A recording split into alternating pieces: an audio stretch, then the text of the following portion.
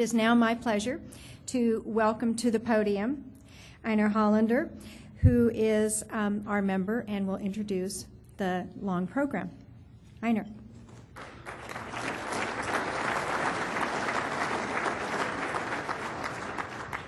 So I welcome to have Paula to relate her recent legislative experience and to take a look at the future.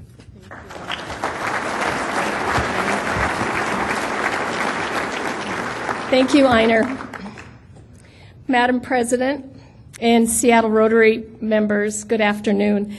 It's an honor to be able to update you not only on the kinds of things that have just happened that are good news for our state and transportation, but also talk a little bit about the future, which we have many decisions yet to make. First, I wanted to make it known that my father was a longtime Rotarian in Klamath County, Oregon. And I still remember the day when he came home and said, "Can you believe it? Rotary is thinking of letting women join." And we had many spirited discussions about that, and I'm glad to see so many women here today. He strongly believed in the Rotarian ideals of friendship, fellowship, and service to others, and he instilled that in his children. I think that's why I was drawn to dedicate my career to public service. I especially like the way the Rotarians translate what you do into getting things done, because that has been my mission at WSDOT as secretary, getting things done. Our governor and the state legislature recently completed Sunday night at about, well, I don't know, it was 1:45, and I was there watching this legislative session where many, many good decisions were made and some very difficult decisions were made for our state. It was difficult for programs in the general fund that had to experience and are now going to understand how to implement really tough decisions in education, health, and public social services for our citizens. But for transportation, it was a landmark session. Thanks largely to the resources that we received in 2003 and 2005, the gas tax increases that our legislature decided it was time and long after time to deliver, and also with the federal stimulus funding that we received in early February, and the tenacious leadership of the governor and the transportation chairs, we have had an ongoing good construction effort and the ability to participate in transit investments and other good things for our state. We now, as Einar said, have the largest construction program in the public works process for our state, the biggest our state has ever seen. The other good news about this session was that we finally broke the logjam of the decisions needed for the Alaskan Way Viaduct, the 520 floating bridge, and the aging ferry fleet. And we now have a game plan to deliver those projects. To give you an overview of the kinds of things we've been left with this session, I want to let you know that we have a $4.4 billion capital construction program. And that includes about $300 million of the federal stimulus funding for highways. In the 2003 and 05 session, the legislature selected very explicitly 391 projects that they wanted us to deliver, and that was their commitment to the public. We have completed or are in construction of 267 of those 391 projects. We've met all the federal requirements that they've placed before us on the federal stimulus. They asked us to spend and obligate 50% of the funding for the stimulus spending within 120 days. Within 60 days, WSDOT had accomplished that mission, and we're well on our way then and positioned to receive federal funds from other states who don't deliver as well. And heaven help the Secretary of Transportation in another state that doesn't deliver. We are under construction with one 64-car ferry, and we're going to advertise for 2 more ferry boats this summer. And our bigger boats will come after that. So we have a good ferry building plan in place now. Legislature still has to figure out how to pay for those last big boats. But at least we now know how we'll serve our ferry communities when that sustainability of that system has been in doubt for quite some time. We continue and have the support of the legislature to deliver high-quality maintenance of our highway system, preservation projects, and most importantly to me, safety projects throughout the state. We are going to aggressively pursue any federal opportunity in the stimulus funding. There will be grant opportunities for highways and transit, rail, and ferries. $60 million for ferries that we'll compete for. $8 billion is the national competition for high-speed rail and intercity passenger rail. And I know Ralph Monroe is cheering us on, and Bruce Agnew over on this side, to really aggressively go after our ability to offer more intercity passenger service through our Amtrak Cascades program. Let me shift gears now and talk a little bit about how we'll proceed on the really big projects, on the decisions that were made this year. The legislature this year concurred with the governor, the mayor, and the county executive's decision to build a deep bore tunnel option for the Alaskan Way Viaduct replacement. After many years, we were so pleased to finally get a plan forward and a budget, which helps. We will be replacing that famous mile in the middle with the deep bore tunnel, and right now we're moving on to work out the necessary environmental design and permitting work. We expect to have construction of the tunnel underway by the end of 2010. So lots going to be happening in that area. We believe that that tunnel is going to be the best option available to not impact downtown businesses and visitors as we go about the business of replacing that. But even this summer, you'll see more work down on the south end, and later this fall we'll begin the construction of removal of the 40% south end of the tunnel down near the stadiums. On 520, we're finally going to move forward, and at least we know how we're going to replace the part of the project that's most vulnerable to seismic and wind storms and wind events. The floating bridges and the landings now have been authorized for us to proceed on the east and west side landings. We still have some work to do, admittedly, on the west side, and we have a legislative work group that's going to be helping us resolve some things this fall and into early next year. But we expect to have the construction contract awarded by the end of this year to begin construction in 2010 for the pontoons that will help then replace the floating structure. We will, on this path, have the floating portion of the bridge completed by 2010. So these are not the most, only the most important projects in the region. There are many more that we have still to work out in budgets that we need to complete. I-90 Snoqualmie Pass, for example, is 1/3 funded, the 15-mile avalanche replacement project. We have the money to replace and expand and fix the concrete on the 1/3 most critical area. There's another 10 miles that we'll try and proceed with when we have a financial plan. The North Spokane corridor over in Spokane has long awaited the conclusion of that project, and we've been working on it, have spent about $400 million working our way from the north to the south, and the progress is really amazing. Vancouver's Columbia River crossing. A lot of good work going on between us and Oregon, and the communities are now talking about how the highway portion of the Interstate Freeway Bridge will be complemented with an extension of the light rail plan or the light rail service that Portland enjoys. So this is a really good way of moving forward for us. Not to mention projects that we need at the Port of Seattle on 509, Port of Tacoma on 167 to assist freight into our ports, and a lot of things we're working on and trying to find a financial plan that we could pursue to get those to be our next successes. But as I look back on this session, I think the biggest takeaway for me was the legislature's and the governor's insistence and recognition that transportation is truly a part of our state's economic key. The fact that we need to invest in our system not only to create jobs now, for the much-needed economic situation we're in, but those kinds of projects that are going to build on our economic success in our state and will sustain us on into the future. So just to shift gears a little bit, I want to talk for a moment about where we're going.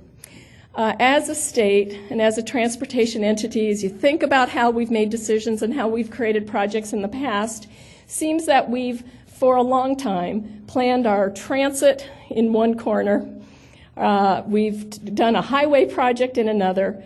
We've planned city by city, interchange by interchange. We've even argued over time about transit versus highways. No, the solution is transit. No, it's highways. Well, guess what? It's not either. It's both.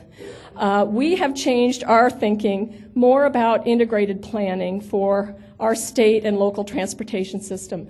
It's a network that is required that truly provides the kinds of services for the freight that needs to move on the highways and the transit service that can help support the growth that we're seeing in our area, as well as support the clean air goals and the kinds of things we're trying to do just to keep our quality of life the way it is in our state. So at WSDOT, we created something as a new way to sort of direct our own internal thinking, but as a way to talk to other folks about decisions we'd like to see happen, and we call it Moving Washington. It is our program to fight congestion, and where better but in Puget Sound to have, to have that thought. It's really a corridor approach on how to solve transportation problems. It's three-legged strategy, operating the system more efficiently to maximize its use. This is where Paul Tosh can see when we have a wreck like this morning. We had Midway on I-5 plugged up. It's our incident response efforts, our accident clearance, our partnership with State Patrol on moving away the accidents quickly. Other issues we're doing, using technology to help us provide real traveler time information. You look at the news now and you'll see almost every TV station and the radio folks saying it will take you this long to get from Tukwila to Seattle. And that's real-time traveler information that helps people make a decision and get a sense of how reliable their trip might be today. The second leg of the strategy is managing demand by offering more transportation choices. We are so fortunate in this region that we had planners and engineers years ago that decided to implement a 300-mile HOV system. This is the ability now, as we're trying to encourage and people are making choices to not drive alone, the ability for them to get in and have a reliable trip through a congested area. Our state has the largest van pool program in the country. We even have funds in our budget this next year to expand that program statewide. We see, as part of managing demand, our ongoing support and the need to support the transit investments that we don't make always directly, but that the local agencies are struggling with and the local transit agencies are struggling with. But the good news is Sound Transit's regional light rail system, the first leg will open in July of this year. They also have a healthy commuter rail and express bus service. The third leg of the stool is what Einer wanted to hear, and that's that we will add capacity where it makes sense. We will build strategically. Right now, we're investing $1.5 billion on Interstate 405, and that's the much needed. We used to hear about the S-curves, and we used to hear about all the bottlenecks. We've been working systematically through the corridor to make those improvements to widen Interstate 405. The bad news is we don't have enough money, and the legislature hasn't yet found us enough money to fill in the gaps, so we're trying to get creative about that. Highway 519, for example, is a good way to think about port access. We're so reliant on the port, the business that the ports bring to our state and the economic health that helps our state enjoy, that we have a lot of work to do about getting better port access, especially our marine ports.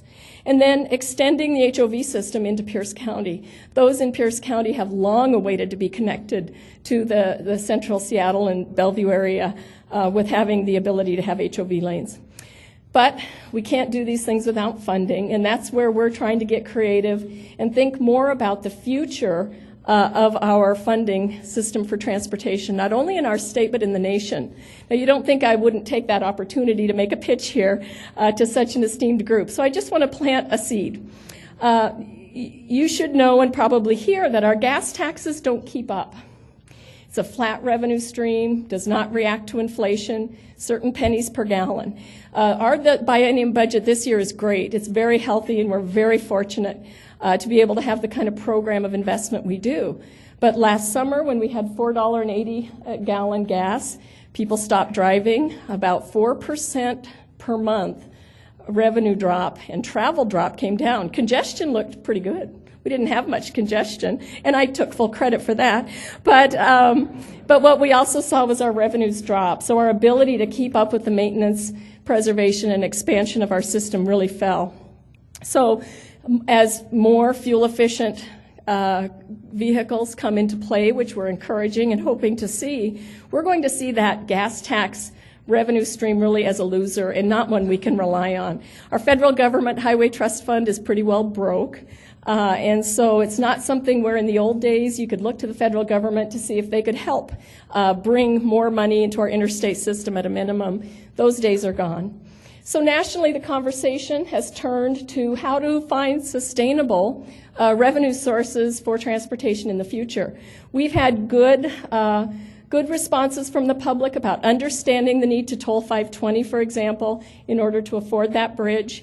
Nationally, folks are starting to talk about weaning ourselves off of gas tax, moving more towards user fees directly, perhaps tolling more so, or vehicle miles traveled, and some sort of a ratio where people pay for the value of the trip they take, which is interesting. And we plan on being right in on that conversation. So I'll be working hard to try and help to find an acceptable solution and an acceptable pace for Washington State's residents to feel that transition and to figure out a way for our future.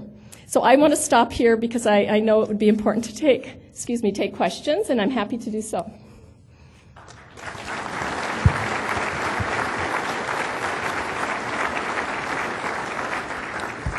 We have Jim and Kim with microphones in hand, so if you could identify yourself if you have a question. Looking at the schematic for the deep bore tunnel, I noticed that it seems to be 2 lanes in each direction. Do you think that's short-sighted and incorrectable in the future? I think Dave, my Deputy Secretary Dave Dye, I'd like to introduce. It was just on the TV coming over here. There was an interview, and I think that's the same question he got. There's a lot of talk about whether we've actually reduced the capacity of the Alaskan Way by the 4-lane design. And without going into great detail, you should think about what we have today is really 4 lanes as you come through the Battery Street Tunnel and you come back and land down on Southern Highway 99. So, and you have a lot of ramps coming and going. And ramps, by the way, really do cause less ability for throughput. The merging, weaving, accidents, those kinds of things are not good for throughput. So the 4-lane, we believe, actually adds capacity in the way that the tunnel will be designed. The street system will be a pretty healthy Seattle street system with the $900 million investment the city will make. And we're working on a plan for Interstate 5 to help rotor-rooter those lanes a little better. Can I ask just one quick follow-up? So will there be exit ramps and on-ramps as part of the tunnel project? Not within the tunnel. There will be the portal at the north and the portal at the south that connect to the city street network, which will be enhanced. So about the ferries, are these replacing existing ferries en routes? Could they be additional boats en routes? Well, the big question this year on the ferry system was how do we even afford the system we have and the service level that we have? If you've been watching what's happened in the last few years, I had to pull 4 boats from service in the fall of 2007 because the hulls of the 80-year-old boats were rotted. These are first going to replace those boats, and if the legislature can come up with a funding scheme to enhance service, then that will be good. The 144-car ferries, though, will increase space on the boat. So in effect, we'll have more service. We're hoping that within the next 2 to 3 years, we're going to have a better financial plan moving into the future. Thank you. Of the federal stimulus program, how many dollars does your department get for 09 and then 010? We received in one lump sum $350 million for highways, state highways, and between state and local highways we had almost $500 million. I think it was $480 million. The money all is available now. WSDOT in the state end had to get within 120 days half of our money underway under contract.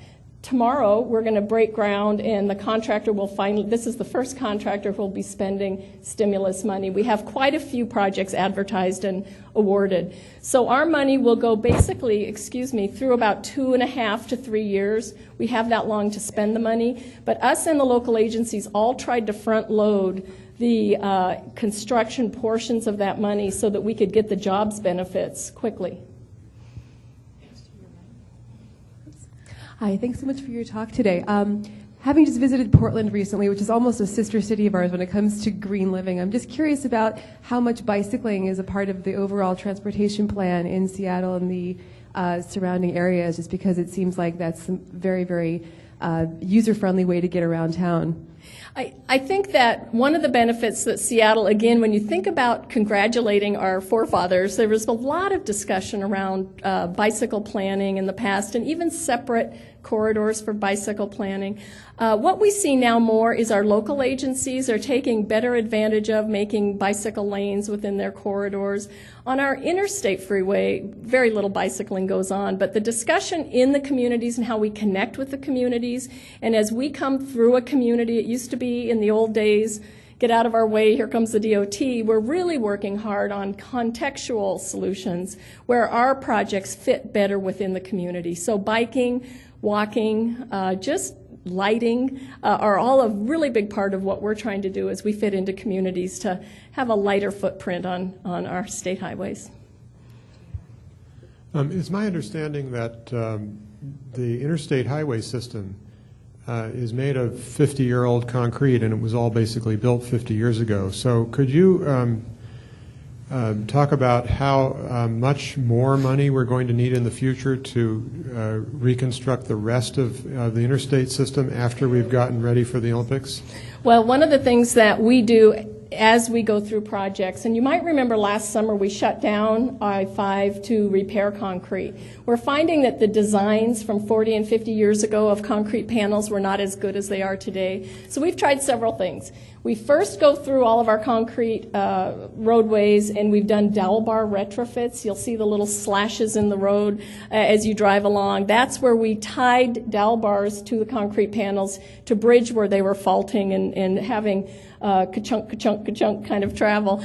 And so we did that. That bought us 7 to 10 years on some of those panels. We have to face up to the fact, and it's very difficult, but we have a big project right now through Seattle where we're systematically going through replacing those bad panels. And if we have a widening project or an HOV lane in the area, we take the time then to go in and repair the concrete in that area. So we're doing it where we can. The total cost of trying to replace all of our concrete is about another $1 billion, which we don't have.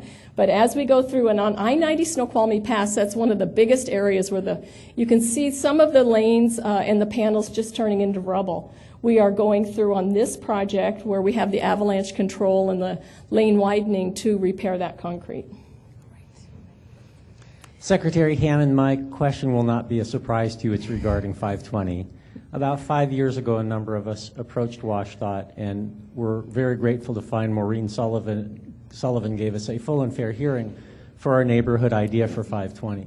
And 5 years later, our plan is one of those that's embedded as a final candidate for the 520 replacement. We have some concerns and would love your comments and reassurance that the legislative work group to which you referred in your comments will carry on that spirit of openness towards ideas that we were experiencing from the start.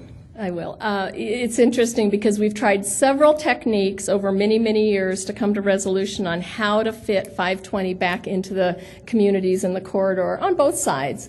It was a little more quickly resolved on the east side of Lake Washington. The west side of Lake Washington is just a mire of activities, events, and very protected places that we're trying to weave this interstate or this state highway through. I believe, given the cast of who will be on the work group, at least it will be entertaining and very lively as we all sit together. But for the first time, we have legislators who are going to be sitting at the table, and they've assigned themselves the job of coming to resolution. There's cost pressures on the different solutions, and they've capped the price of the project. So it's going to be very interesting how to take the options that are there and figure out how to afford this project, especially when we know we're going to be tolling people for whatever we come up with. And I talked a little bit about pacing ourselves into this new way of funding and financing transportation. We don't want to leave a bad taste in the public's mouth about funding and tolling calling and pricing a project that they think we could have done more cheaply. And so this is going to be some of the pressure we have on finding something that fits within the context of the neighborhoods, University of Washington, Mohi, the Arboretum. You know, think about the very worst place to ever try and put a freeway. We're going to try and figure this out. So I was happy to see my name on the list of the work group. So Dave Dye thinks it's my turn to sit at the table, and it'll be interesting to see what we can come up with. I'd like your thoughts on studded tires. I've seen many new roadways put in over the last 25 years, and they just get disseminated by those tires. And that's an expense, breaking down and everything else. So is there anything you can do about that? It's a problem. We know, and the legislature, we've tried lots. 10 years ago, our approach was ban studded tires. Well, coming from Southern Oregon, where my parents put the studs on every year, I know people's emotional attachment when they're in snowy areas and mountainous areas to their studs. Of course, technology is much better. So you talk to your friends at Les Schwab or Goodyear, and they'll say the siping that they do on the tires, all of those things really is better than studs these days, but some people want to keep them. So we tried with our legislature to ban them. Didn't work. Policy decision was not there to ban the tires.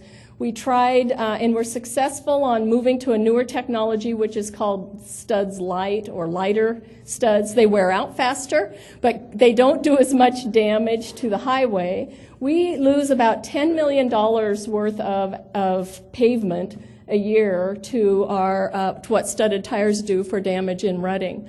Legislature, I think, is not yet there. We talked about putting a surcharge on tires to have them at least pay for the damage that was created. That didn't work. Stay tuned. I hate to say this, but it might be a generational thing. And in about another 10 years, we might see people more willing to try the new technology and to use the tires that are there. So I have two quick questions. The first is, when do you anticipate tolling to start on 520? And secondly, it's my understanding you will be building the tunnel and the city's responsible for the overruns. How will that work? Tolling will begin in the fall of 2010. I'm looking at Dave to make sure I have my date right.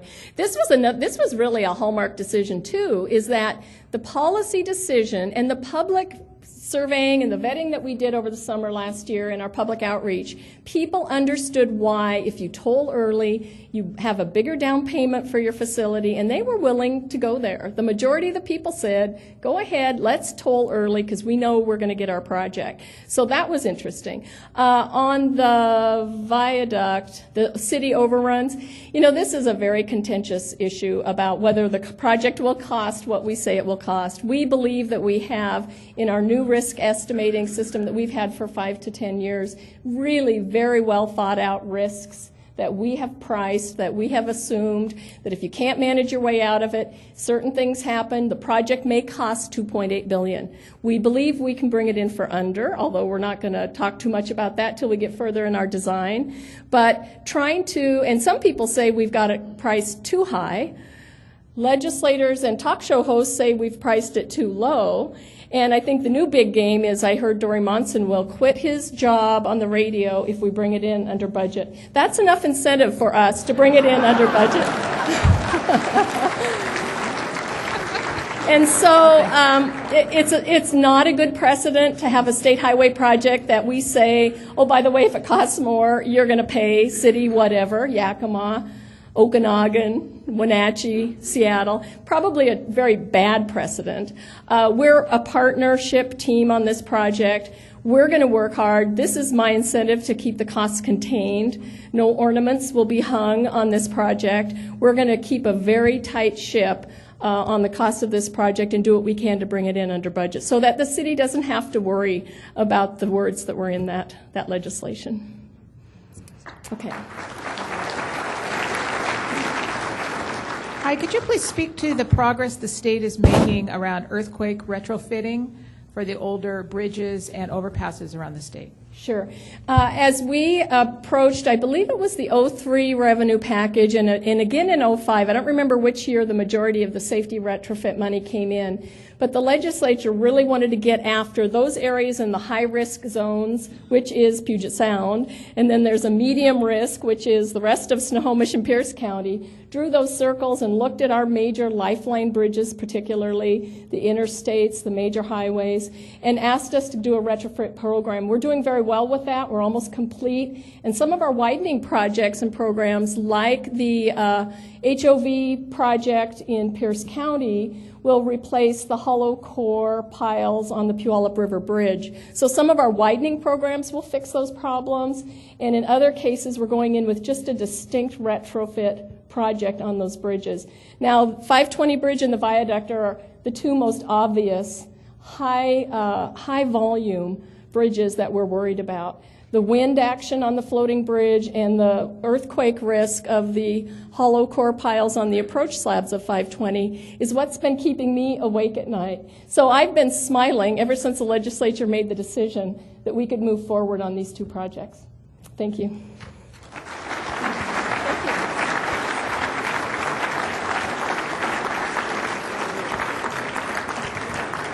Thank you, Paula. Thanks again to all the participants in today's program, and a special welcome to Ron and to Gary. A week from Friday, the 8th of May, is the Family Services Luncheon, and I'd like to invite both of you as new members to sit with me at my table. And I'd like to invite everyone else, and let's see how big a table we can get at that event. It's our centennial project and a great opportunity to learn more about what we are supporting in our centennial year. Next week, May 6th, we are at the Red Lion on the 5th Avenue.